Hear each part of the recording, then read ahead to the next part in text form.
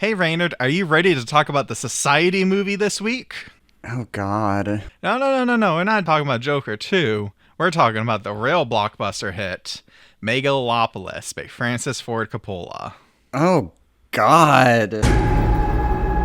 When does an empire die? Oh, brave new world that has such people in it.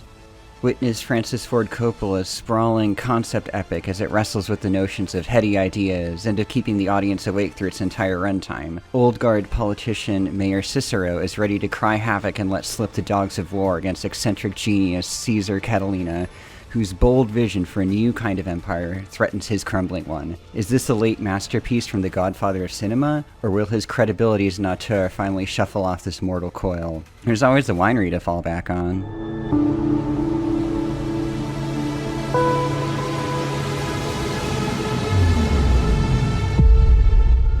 So, talking about Megalopolis this week.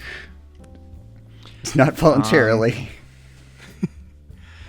First of all, I have to let you know that in your little blurb that you wrote here, Caesar only has one A in it, actually. Clearly, you don't understand the genius of Francis Ford. Just don't. I assumed he went with your standard issue Roman spelling, but I realized that when I was Wikipediaing it, I was like, do I care enough to change that? And then I realized I didn't. So yes, Megalopolis, this has been the new favorite movie of r/movies and Okay, buddy, surrounding. cinephile. Yes. This has been making a splash ever since it premiered. Not always in the best way. In fact, rarely in a good way. Could say it's divisive. Yeah, definitely you could say that. And, you and I, we've been kind of memeing on it for a while as we're kind of getting ready for this discussion. But I've left one critical thing out of our discussion so far. Mm-hmm. I kind of loved this movie. Okay. And it's very, like, if you look on, like, not to put too much stock on, like, Letterboxd ratings or anything, but if you look at my log of this on Letterboxd, I didn't give this a number score. Mm-hmm. And as we talk, I think it'll become clear why I feel like I really can't give this just like a straight number and say, yes, this is, represents roughly how I feel about the movie, because the way I feel about this movie is very complicated.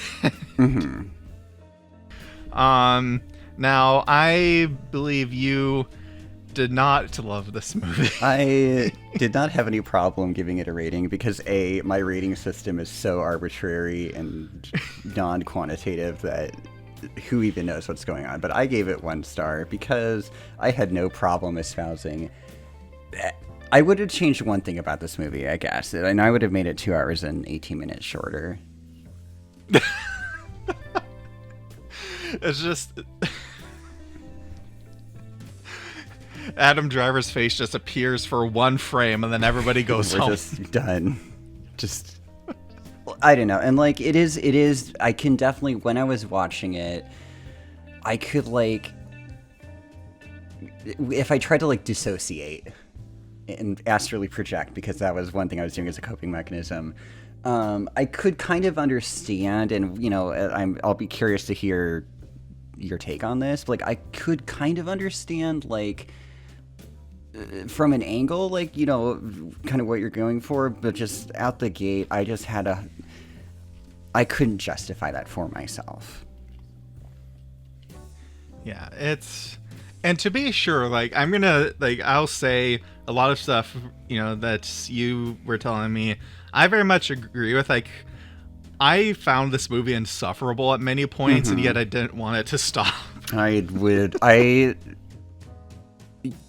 I mean, I will never find an opportunity not to complain about runtimes, even if it's like 75 minutes. I will find something to gripe about. But like, when we talked about Killers of the Flower Moon, that's what, 3.5 hours. I'm not going to pretend it feels short, but at no point did I surreptitiously glance at my phone, realize it was only 45 minutes in, and then go, oh my god, I'm gonna die in here. Like what happened with your screening? Yeah. I'm guessing. Yeah, so, well, first of all, let's kind of try to summarize the plot here, which is a tall order. But here's what I've kind of... Please. I think elucidate me. So, the movie follows basically 3 factions among this wealthy family of elites who are all competing for the future of New Rome, which is basically New York City, but Rome. You have Mayor Cicero, played by Giancarlo Esposito, who represents the establishment and the status quo. There's Caesar, played by Adam Driver, who wants to create something new and bold. And then there's Aubrey Plaza and Shia LaBeouf playing Wout Platinum and Claudio, who have a far more reactionary and populist stance against Caesar. And that's kind of... already that kind of indicates what kind of movie this is, where the characters are more mouthpieces or icons, pick your word depending on your opinion of the movie, for whatever idea is to be expressed at this moment in time. So it's not really characters, it's just, I represent this and will express this. Right. I mean, he even forefronts it in on the incredibly PowerPoint tier title card. It says a fable. So, you know, this is symbolism with capital letters. Yes, all capital letters. But then through this movie, then events just kind of happen. Plot threads are kind of jumping. Now it would be like, oh, this is important. Oh, it's not really important anymore. Oh, no, this matters again. Not really. So, yeah, that's kind of where they kind of establish everything. And there's a lot of different allusions and symbols being used. Like, there's one moment I remember, just very, very subtle moment for sure, is there's the mayor's daughter and they're driving past a statue of justice. And the statue kind of sags and collapses to the side against the building. And then the mayor's daughter says, "We are surrounded by injustice." He really was going for a lot of things. I will, like, even from the very top, and I think it's one of the first images, but again, I have a very, like, circular recollection of this movie, is like, you know, you get Laurence Fishburne is narrating it at points throughout in case we needed another layer of, like, explication and exposition and everything. But, like, the first image, or one of them, is, like, the Milky Way. And it was not unlike the first image of Cats, which is just the cat in the moon. And I was so done. Like, it's like, this is about the universe. He's so, like, standing on top of the Empire State Building, and he's declaring, I have ideas, but I'm gonna state them in the most boring, insultingly, like, bizarre way. I believe that opening with the image of the galaxy. It's him stopping time, yeah. Yeah, it's but no, it's an allusion to a Happy Feet, obviously. Oh, it must be. Because that movie opens with the galaxy. That's because it's about penguins in the universe, and they're part of the universe and part of the planet. Yes. I do remember there's, like, a lot of movie references, but there is one scene early on when Caesar, like, the Nathalie Emmanuel character meets Caesar, and she had written a letter or something. And it's just the scene from Red Shoes where, like, the young composer, like, goes to the ballet master and he's having breakfast, and, like, the guy already read the letter and she's trying to get it back. And I'm like, oh, okay, you saw that movie too. Okay. We love our Powell and Pressburger. There's a lot of borrowed things, and I think that, like, definitely this kind of feels like, depending again on your opinion of the movie, you'd be like, oh, there's so much, like, sampling from, like, the American zeitgeist. You could just say, yeah, it's just kind of stealing stuff left and right, like, like always this movie kind of has some very Randian themes in it. It's like, oh, there's this guy whose vision isn't believed in by the people or the government. And while I haven't read Atlas Shrugged fully, because that would involve me reading Atlas Shrugged,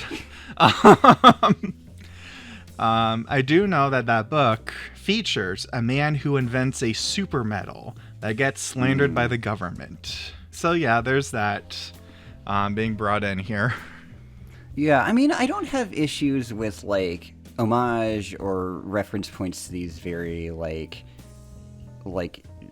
I don't know, kind of touchstone ideas from various, you can't call Ayn Rand an intellectual, but, like, different kind of key American elements or whatever, especially this kind of, like, turn of the century idea that we're getting to. But it was more the fact that, like, watching this movie was kind of like going to a house party and, like, you sit down on the couch and then you realize that you're stuck next to this pedantic jerk who just corners you and, like, starts just unloading their manifesto on you, and you're like, I want to go check out the punch bowl. I gotta go now. And they just won't let you out. And the longer they talk and the longer they keep going, the more you're like, oh, you're really not that smart. You just think you are. And that's just kind of how I felt by the end of this whole thing. Yeah, there's a lot of stuff here that is kind of like very surface level, very trite. But and I feel like all of these, like, symbols kind of being put together would be, I think this would be a lot more compelling to a lot more people if there wasn't, like, if it was just like a flat I don't know, like, kaleidoscope of things. Maybe it might, I'm just trying to think. I don't know if I mentioned this last week or I'm bringing up this reference before, but I think almost something like, you think of, like, Nomadland. I know I referenced that recently. And how that movie is, like, very loose and kind of plays with a lot of big ideas, but there's still that sense of a through line going through it, where it's like, even if the plot isn't very, like, oh, we have to get here, it's kind of a bit more meandering, but it still feels like there's a purpose to it. It still feels like it's very in control, whereas this one, I feel like it might have been trying to go for that, where, oh, like, the plot isn't as important as it is going through these ideas, but then these events and these characters, these things keep on happening, and so we're saying, oh, there's a plot, let's focus on this. Oh, that's just been resolved, we're never going to talk about it again. Okay, well, what's next? So it can feel very choppy. Yeah, I guess, like, I feel like a story that's going out to, like, with this kind of claim, like, you're talking about this clash of ideologies and stuff, and it builds towards this, like, fundamental, like, statement about humanity and society and yada yada yada. But, like, I feel like that kind of demands, like, heady conversations and being, like, this film of ideas, which it's trying to be. And, like, if you kind of look at it in abstract, it's doing it, I guess, but it's just, like, the words themselves aren't compelling and it's not engaging. Like, you have the building blocks. You have, again, like you said, you have your kind of your regressive and your sort of forward-thinking futurist outlooks, and then you have your kind of moneybags dude and various hangers-on, and then you have, like, this kind of, like, sword of Damocles or whatever in the form of that Soviet satellite that's going to create this cataclysm. And so you've got these elements, and now you just get people in rooms and talk about it, and they do, but it's just the worst conversations I've ever heard. And I think that might be, I think that is one aspect, again, where I think that the movie does fall short in its execution. Because when you make these things so discreet with the dialogue, unless you have god tier dialogue. You're painting it with like, I guess you say like smaller units and trying to say like, as again, going back to Nomadland, which is a relatively dialogue sparse movie. Right. A lot of it is communicated with the visuals, and so the viewer, we are able to kind of fill in there and be like, oh, this is what this means, this is what I'm getting from this. And that's going to be slightly different for each person, but we still kind of follow the contours of what Chloe Zhao is looking for here. Whereas in this one, because you have Laurence Fishburne narrating it, because you have people talking so much and saying, this is what you have to take away from this, say, well, it's not quite what I got. And then there's that dissonance. I don't know if a Nomadland execution of this film would work. It's like fundamentally didactic. True. In what it's trying to achieve. I see where you're kind of going for, like these contrasting structures, but I can't quite see it pulling off and still being this like manifesto film, which he's so desperately trying to have. That's true, because like this is very much a very old filmmaker saying, screw you guys, I'm gonna do whatever the heck I want. You're going to listen, and putting all his stuff out there as blatantly and explicitly as possible. Which kind of gets to, like, if we're just talking about all his building blocks, like, this is the most, like, the biggest one to latch onto, but then, like, there's also just kind of all the fundamental strangeness of the world that we're talking about. Like, the film begins with Caesar stopping time, and I'm not even going to touch that right now, but that's just there. And then it really is the film, like, if you watch it and you look at it, it does look like Coppola. Like, you have some of the crazy, I think the thing that was, like, the closest to me to this film would be, like, his adaptation of Dracula and One from the Heart. Like, both of those films, he's, like, obsessed with, like, creating these crazy, like, images through, like, he was using then a lot of in-camera effects and doing all this kind of weird, like, double exposure and crazy stuff. And here you get, like, sequences of, like, Adam Driver in front of a spirograph, and his arms are multiplying and waving around, and it's very impressionistic and wacky. And then you have, like, performances. Aubrey Plaza, who I would like to talk about for thousands of years in this movie, it is easily the best part, is giving in a completely different world to, like, Adam Driver, to Jon Voight or whomever. There's just so many different things happening at once, and it all just kind of melds on screen, and he doesn't really usher you through that. Yeah, it's kind of like you're more just like jerked around. It's like, okay, look at this. Now you're gonna look at this. Mm-hmm. Now you're here. And in between of like, but how did we get here? What decision led to this? What's going on? Like, I remember the point where I was just like, okay, I'm just gonna have to kind of buckle in and see where this takes me. And it was near the beginning where there's that big meeting of sorts where, like, what do we do with this district? And the mayor's like, oh, let's put in an entertainment plaza. And Adam Driver's, proposing, oh, I want to build Megalopolis, my city of the future. And I forget exactly who, I think it was Jon Voight, but I don't remember who starts speaking with this weird echo. Like, we're running out of time, where he repeats the last word of a sentence. And then Adam Driver replies by reciting the monologue from Hamlet. Yeah, it's not how he enters the scene. You're like, okay. And at that point, it's like, okay. He's just going to do whatever he wants to do in this movie. And, yeah, I see what you're getting at, where just that kind of, I guess almost kind of like a collage of, like, here's all this stuff where, like, this is cool. I'm going to take this and paste it onto what I'm doing here on my big old canvas. Yeah.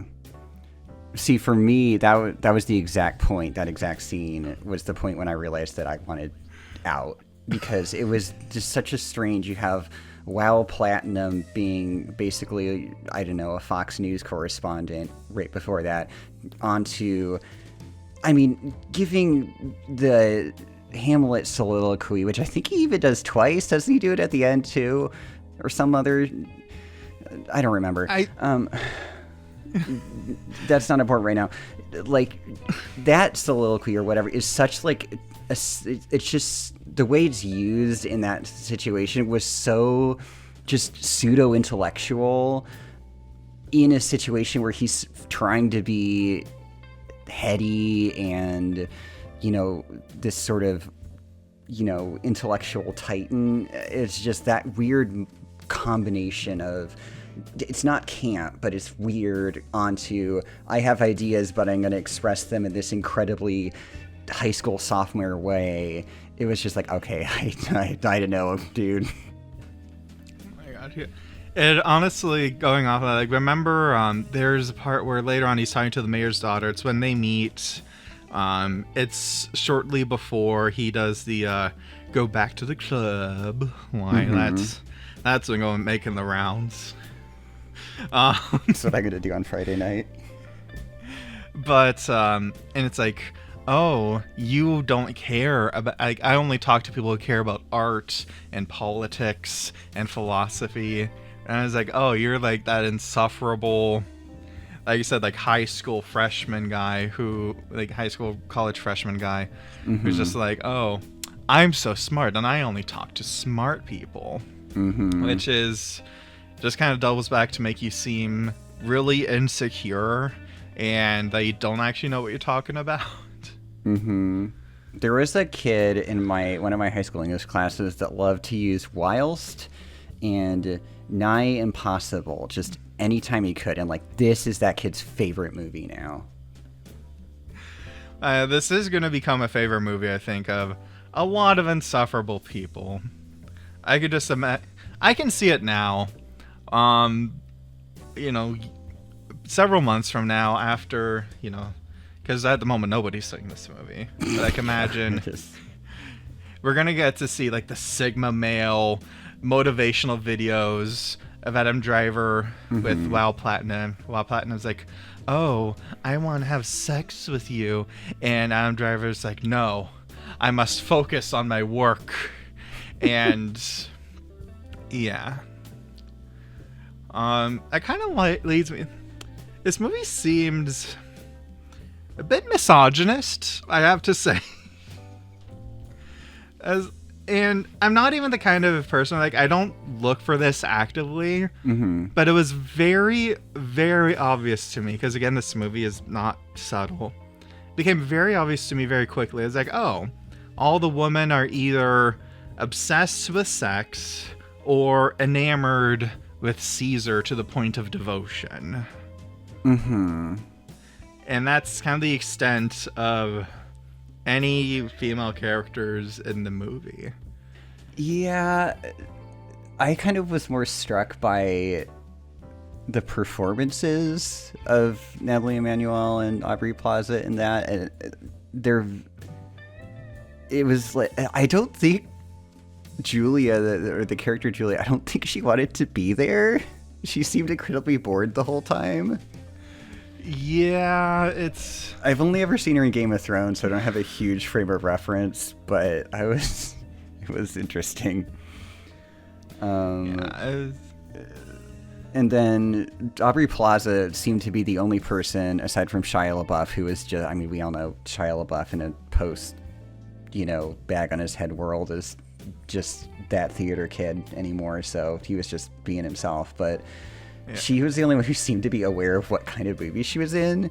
The scene where she goes to, like, she's with Claudio and she gets him to fillet her, but she tears her necklace off and is like, she's not really, it's not really camp. I can't call this camp in any regard, because I don't think it's aware. Yeah. But it's in that neck of the woods, or she is kind of turning like 3 degrees toward the screen and like kind of winking at the audience. Like, yeah, I know. And that also is partially Aubrey Plaza's casting. Like, that's kind of her shtick. But yeah, that was more what stood out to me. But yeah, they're definitely not the most, again, this is a fable. These are like archetypes, etc. But they're really not given that much other than being the devotee and the, the quote unquote like whore, essentially. Yeah, it's, especially in us, because early on in the movie, we go to the fashion show, and it's kind of presented a way where it's like, oh, these fashion shows, they're so vapid and amoral frivolity, and it's kind of like, okay, I get it, Francis, you're old, you're an old guy. And again, like, this isn't even something where I'm normally like super hyper vigilant for it, but it was just really noticeable, especially in a movie that's begging you to please read into it more. It does kind of, in doing so, kind of reveal more about itself than maybe it's intending. Exactly. The that kind of bias again of a guy who did The Godfather, and that's a movie from an old era. Yeah, well, he also did one from the heart, and I'm not gonna have that. That's not gonna revisionist thing for me. That is being reclaimed now, or twixt. Oh God, but yeah, there's so much. I actually tried to make a list here. It's kind of going back to another thing that this tries to be is it's a very much anti-Trump movie. Oh, yeah. Ever so subtly. Yeah, because, like, Shia LaBeouf, like, he and his goons, like, first of all, his goons have, like, a black sun mark on their head. And in case anybody doesn't know that the black sun is a Nazi symbol, Shia LaBeouf stands on a tree stump that is carved into the shape of a swastika. And then he does a rally, and he's like, we're taking our city back. And he does some other stuff that's like ripped straight from Trump's quotes. And in case that's too subtle for you, everybody's wearing a big red hat in the crowd. Then it's like, I get it. Yes. We've been saying this for the past, God, how long has this guy been part of our lives? It's like for fucking 9 years. I don't want to hear about this guy anymore. I'm done with him. So over it. But anyways, and then at the end, the people turn on them and they're hoisted up a la Mussolini style. Another illusion. The music swells, and it's like, yeah. I guess that's, it's just like, oh, eventually this wave of nationalists will just end with the leaders being strung up and left behind by their followers. Their followers will turn on them. And it's like, that's great. Can that happen? Can that happen soon, please? Just. And so again, like, it kind of does lead to this thing where, because I'm saying all this now, and then it's kind of like, okay, so what? There's so much. I try to make a list here of the different dropped threads, because like you mentioned at the beginning of the movie, there's like, oh, there's this old Soviet satellite that's supposed to fall from the sky, and it seems like, oh, this is gonna be this big deal to the plot. And then when it comes in, at first I was like, what, is the movie already almost over? Oh no, we're only like halfway through. Yeah. And then it hits the city. In one of the more visually remarkable moments, the silhouettes against the buildings, you're like, okay, well, that's something. It's very Dracula coded. It's like, it's a very evocative shot. It's very good. And I think, again, trying to read into and be like, what are we supposed to take away from this? And I think that was supposed to be a reminder of like, oh, the old world is crumbling. We need to do something soon. Again, yeah. And it's just an excuse to catalyze his Megalopolis. Yeah, because then when it hits and there's destruction, it's like, this is the place where we can build the city now, because everything inside's already destroyed, so we need to rebuild it anyways. But just other stuff like, Claudio tries to frame Caesar with a deep fake video, and then it gets resolved pretty quickly. And I think that's supposed to be a cancel culture kind of a thing. And I don't even want to dig into that can of worms right now. I've already popped open a few in this recording. I assume so. Or just looking at deep fakes in general. What else? Okay, so first of all, for the audience, we both really enjoy the pitch meetings from Ryan George and Screen Rant. And earlier today, Ryan George actually dropped his Megalopolis pitch meeting. And so there's this one part of the plot that I want to ask what you thought happened, because I might have misinterpreted it, because Ryan said something else. So so Claudio and Well Platinum, they have their fellatio scene, like you said, and they collude to seize the bank from Hamilton and freeze Caesar's bank account, but then Caesar talks to Hamilton and it's back again. But in the pitch meeting, Ryan said that Wow Platinum had been trying to help Caesar. Okay, more importantly, I do want to clarify that it's technically cunnilingus, so my bad. That's more important. Okay, well, they were like she was his mistress, and they had this kind of hot and cold relationship, so I'm trying to remember. I think that's correct. There's some kind of wheeling and dealing happening between the two of them. You mean that you think that I was correct, that she was trying to hurt Caesar? No, I think that it was correct that she was trying to help him. But they froze his bank account, and then he was like, no. But it's one of those Trumpian 4D chess moves. I'm so confused. I like, again, if you ask me to recall any specific of this plot, the answer will be question mark. I need one of those David Foster Wallace infinite jest family trees for this thing, 'cause it's all just everyone's kind of related, and there's all this backstabbing and stuff. So yes and no. It's I think it doesn't help as well that I was getting a lot of the family members confused with each other. Yeah, well, they've all got names that start with C, and they're all, yeah. Because you just mentioned, Wow Platinum was, a reporter in the beginning. I was like, oh, was she? Because I don't remember that, actually. Yeah, she has a TV show that she's, giving interviews on and stuff. Yeah.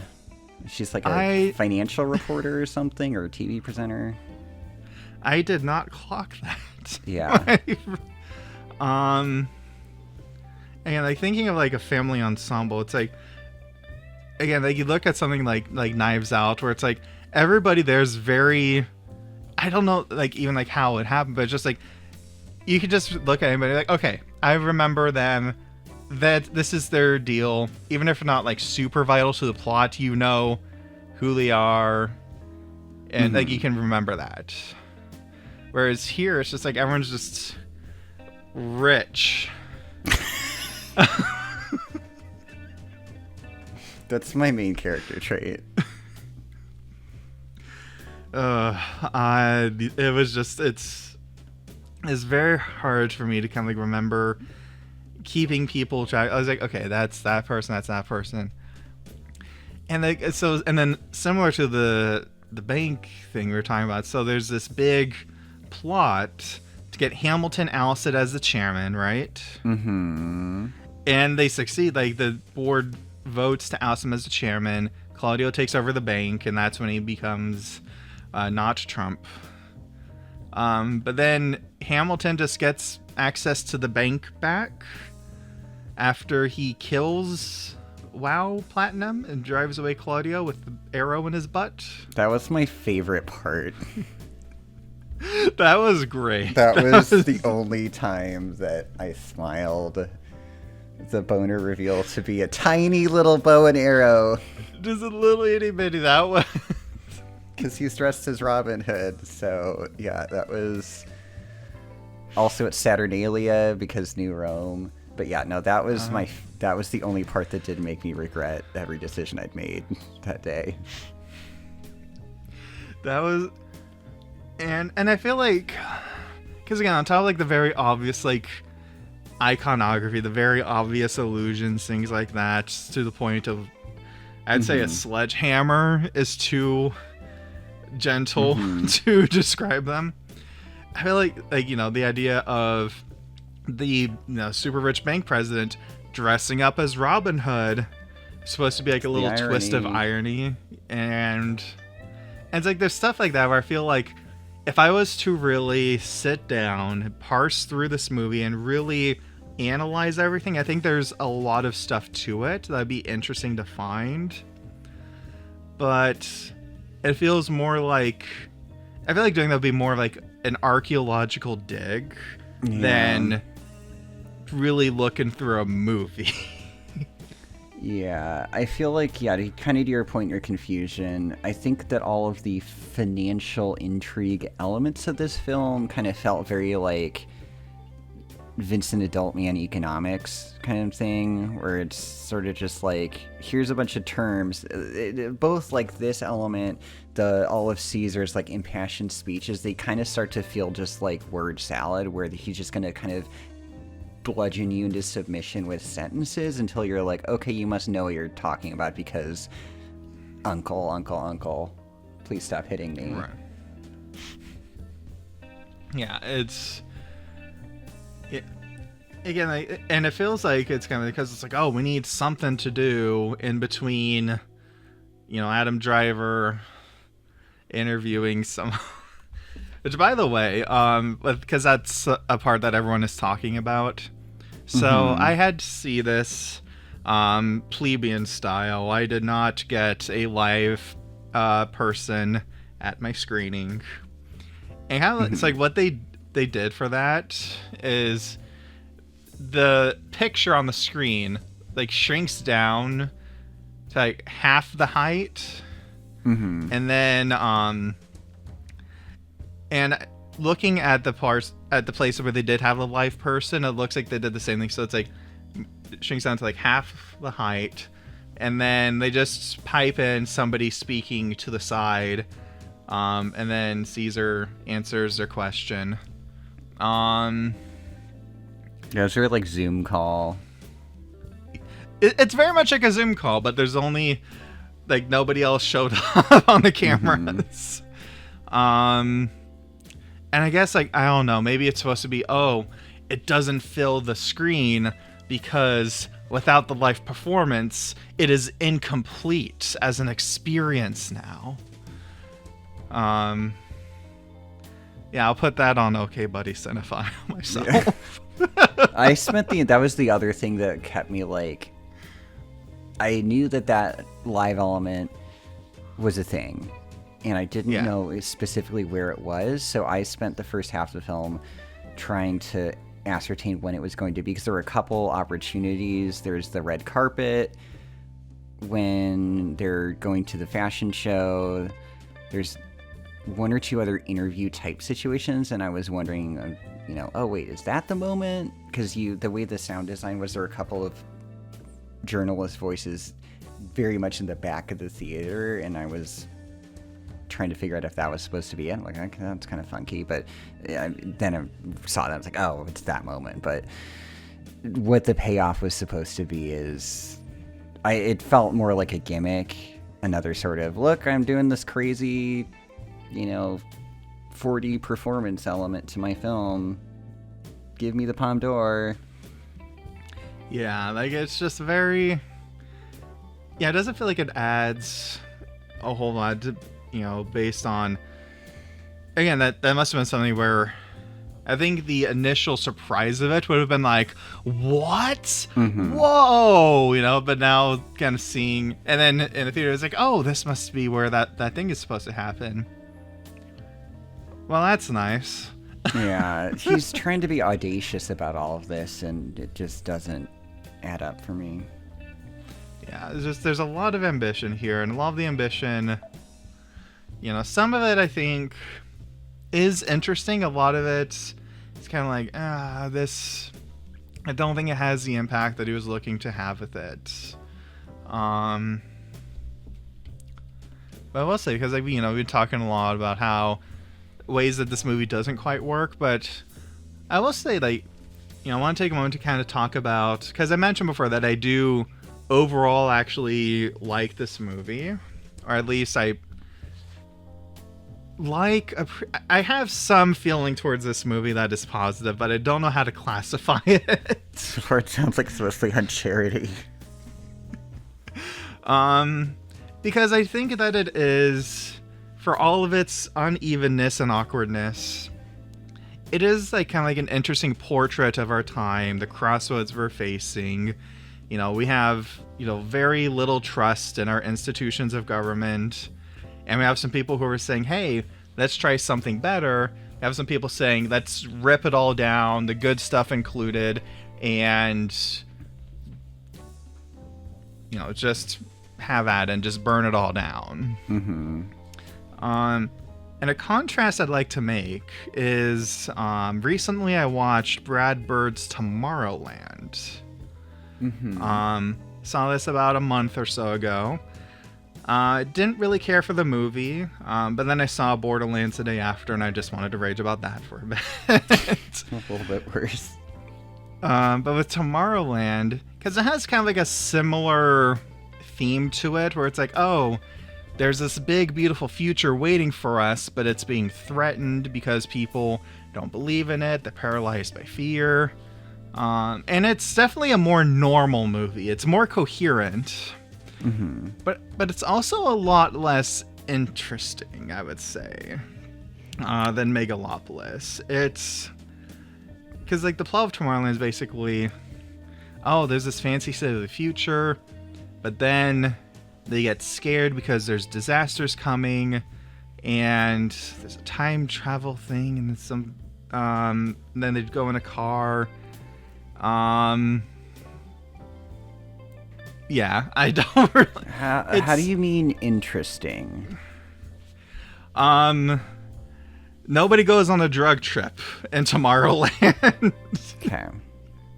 So it's like more swings for the fence in Megalopolis? More swings for the fence. Like, there's that sequence where they're going into the bank, where, like, Shia LaBeouf, like, takes his hat, throws it down in front of his lackey. Like, oh my god, that was my other favorite moment. It was so dumb. And it's so silly, but I think I can also kind of see what thematically that was trying to portray as well. This idea of, like, oh, this order of kind of punching down on people, and you take it because you get to punch down on someone else in the hierarchy, so on and so forth. So, like, it's those little moments where it's like, okay, that's really silly, but I can still find some meaning in different facets of it. And I think just the imagery of Megalopolis, the folly of it, the genuinely interesting parts of it that are mixed in there, it's something that captivates me more, that I've been thinking about since, because I saw this about a week ago, and I'm still thinking about it, both the parts that made me laugh and the parts where I'm like, oh, that was actually, like, kind of like an interesting sentiment. The ideas of, you know, when does an empire die? When people stop believing in it? You know, when do we, you know, just being able to talk about things and not silencing them is an achievement in itself. Like, those kinds of sentiments that I think are nice. Some sentiments I'd say are even important, even if they're expressed in a very indelicate way. Yeah, I think the way that I approached it, I don't disagree that there is a lot going on in terms of what he wants to say, and he has a lot of statements to make.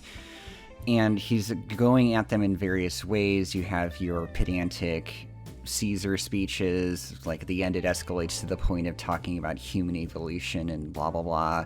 You have your more kind of almost slapstick, like little bits, like you're talking about with the hat pecking order idea. You have all of Val Platinum's sort of corrupt journalism and her completely naked, like, greed for power. And it's just, he can put it to me and I can get what he's going for, but I simply just wasn't stimulated or engaged by it, and I didn't find anything that was worth dwelling on afterwards. Simply putting it there to me, but doing it in a way that I found to be chaotic and even approaching ineptitude at points doesn't make for something that's interesting just because it's trying to do so. Yeah, it's like, and again, like, this is something where I can fully see, like, a lot of people don't like this movie, and I can be like, yeah, I totally get it. Mm-hmm. But I don't know, like, I was still able to kind of look into it, this wild kaleidoscope, and be like, well, there's still stuff in there that speaks to me personally, that I think I can look at and say, there is something that I can draw from here that I would even say is inspiring to me. And I don't know, that's kind of just all I can say, is that this movie resonated with me in some ways, not all the ways it was intending, I think, mm-hmm. But I don't know, something in it still compelled me. And I don't know, that's kind of all I can say about that. Yeah, well, I'm glad that you managed to get something out of it. Yeah. It's like, now because I'm just braced, because I know because eventually I'm going to see Joker 2 sometime this weekend, and I know it's just going to be a less interesting version of this. Mm-hmm. Yeah, we know that Todd Phillips is second only to, like, I don't know, fucking Don't Look Up in terms of megaphone message movies about things that the audience are too stupid to understand. So why not just get on that pedestal and dance down those stairs and live in a society? I'd almost forgotten about Don't Look Up. Thanks for that. It haunts me sometimes. But yeah. Any final thoughts about Megalopolis? Well, I'll put it this way. In light of that, I would rather rewatch Megalopolis than Don't Look Up. But I would rather be. I can't. I guess I just I was bored watching this film, and that was my main take home. And yeah. Well, I think that this is very much something where if the audience listening to this, if you look at the trailer and you say, oh, that kind of looks interesting, maybe it could be something I'm interested in, give it a shot. Because I will say, for a director's passion project, I thought this would be like 3 or 4 hours long. I was certain it was going to be 3.5 hours. But no, it's a movie-length movie. It's a movie-length movie. It's like a MCU event movie-length movie. Yeah, so why watch Captain America 4? That's what they're up to now, right? I think so. Did the TV show count as Captain America 4? I don't care. Doesn't exist anymore. If you are interested in this, I'd say it's worth a shot. But yeah, you can kind of take that for what it's worth. I would say watch Dracula first. Bram Stoker's Dracula. It's Ford Coppola being audacious again, and you also get a bonus kooky Keanu Reeves performance where he has the world's best English accent. All right, there we go. Well, hey, thank you so much all for joining us for this podcast.